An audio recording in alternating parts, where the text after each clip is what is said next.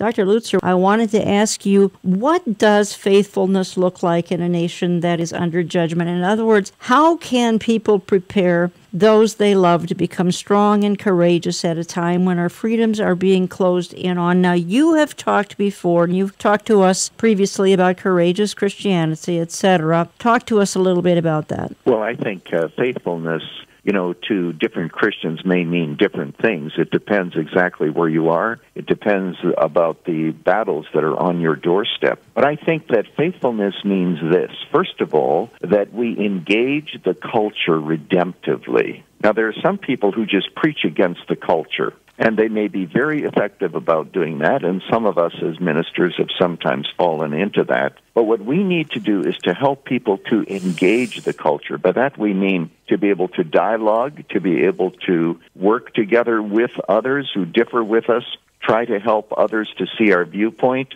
live out the gospel wherever God has planted us. So I think it certainly means that.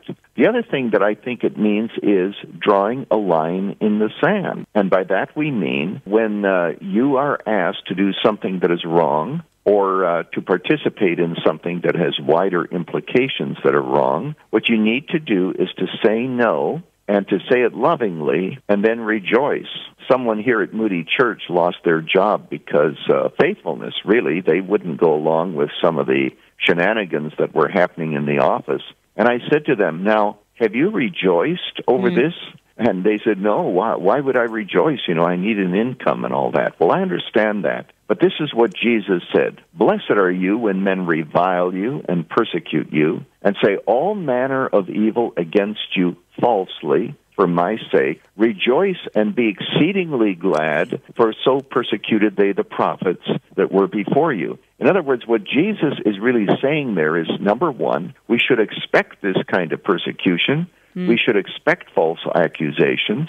And number two, when we handle them and respond to them, we should do so in a very redemptive way, and to recognize that God sees this, and this is part of our opportunity to represent Him in a nation that has forgotten God. Yes. So what we do need is really these courageous Christians who engage the culture, but also are willing to draw a line in the sand and take their lumps, because righteousness is more important than compromise.